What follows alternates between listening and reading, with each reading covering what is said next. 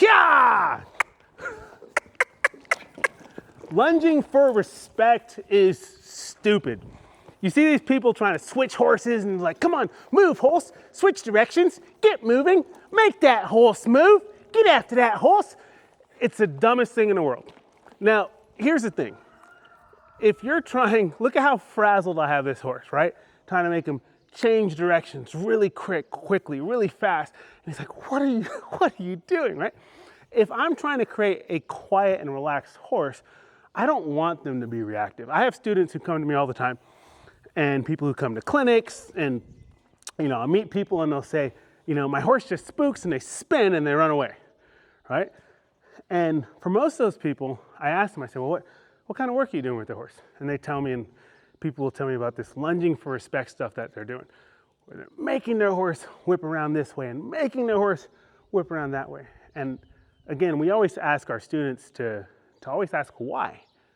Why would I want my horse to spin really quickly? Now, if you are in the performance world and you're a performance trainer and you need a horse that's catty and quick and responsive, that makes a lot of sense. But most of us are not in the performance world. We're not trying to ride for a saddle or a buckle or a ribbon. We're just trying to get on down the road and have a good, quiet ride. And so if you're teaching your horse those performance skills, which is where that comes from, there's nothing wrong with teaching a horse how to have a good roll back, right? To set back on their hind end and move that front end over, if that's the kind of work that you want for your horse. But if you're just the average trail rider and you're going down the road and your horse hears something rustle in the bushes, you certainly don't want them spinning and darting back to the barn for you. Most people have actually taught their horses how to do that.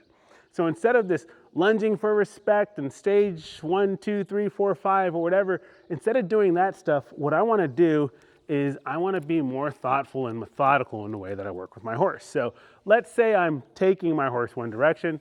When we send a horse, we don't even call it lunging. It's like, okay, we'll back him up. Then I'll ask him to move his front end over into the direction that I want him to send. And I won't even let him go forward. I'm going to say, nope, don't go forward yet. Because again, if I'm on a trail, I don't want a horse that goes forward when I don't ask them to. I'm like, nope, don't go forward, right?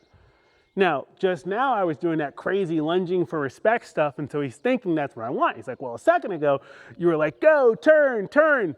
But now I'm saying, wait for me, okay? So let me show you what that looks like again, okay? So we're gonna start out with activating my horse staying with me. When I push my horse onto their hind end, they're thinking, let me stay here, not let me dart out and take off and leave you, right? So then I'm gonna give my horse direction. I'm gonna show them where I want them to direct to. Let them wait. Now I'll say, let's go forward. We're going forward with purpose, with direction, with me. When I walk forward, we're walking forward together. He's not just leaving me and running in a mindless circle. And so now if I want to change directions, even if I ask my horse to trot, or maybe I ask my horse to canter, okay, and then I might slow my horse all the way back down to a walk. Good boy. When I'm ready to change directions, it's going to look like this. Instead of changing really quick, it's like stop, let him sit for a beat. Then I'll change the direction, but he's not going to go forward. I want him to wait. What a gentleman. Now, if he had taken off forward, I would have said, no, stay here with me.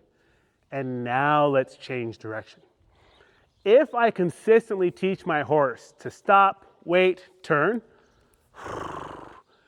when he spooks or he's worried, instead of running off and darting, he will be much more likely to stop,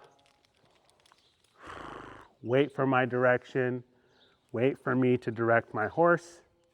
Good. And only move forward when I ask him to. If you want to create a soft, a supple, a quiet, and relaxed horse, then what you want to do is break everything down into simple steps. And if you can break things into simple, methodical steps for your horse, then you make it so much easier for your horse to understand what you're asking and when you're asking for it. Because the worst thing, horses are so smart, they anticipate. But the worst thing is when they are anticipating the wrong thing. like when they're on the trail and something spooks them and they spin around and they leave you. We never want our horses to leave us. We want them to stay with us. We want them to trust us. And we want them to know that as long as they're with us, they are always in a safe place.